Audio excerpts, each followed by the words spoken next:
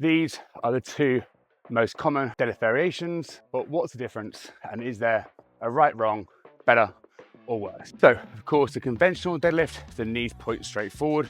So when I break down into position, the knees are going to come over the bar. So for me to manage that, potentially I might need to shift my hips back to create a nice clean bar path to pull through. Whereas on the sumo deadlift, I rotate my feet out and have a wider stance. So now when I come down, that femur length is spread wide, so I have no major issue with getting the bar over my knees. So that means in the conventional, I usually end up with my hips further back behind the bar, making it a much purer looking hip hinge with a bit less knee flexion. Whereas in the sumo, I get more knee bend and my torso is a bit more upright, which is why sometimes people like to use it if they're feeling back pain. But actually the biggest difference, and one of the reasons people really like it, is if I stand with my feet narrow, I am all my 6'2" height.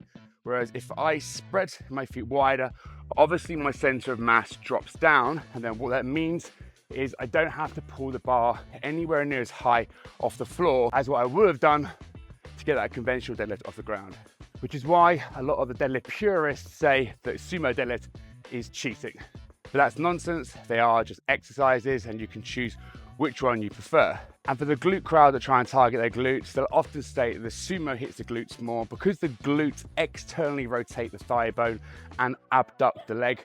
Starting the legs in that position will make the glutes feel more engaged. And whereas this is true, you might feel your glutes more, this is simply because you position the muscle into a more shortened stance based on the setup. And I said before, the sensation of an exercise doesn't really mean an awful lot.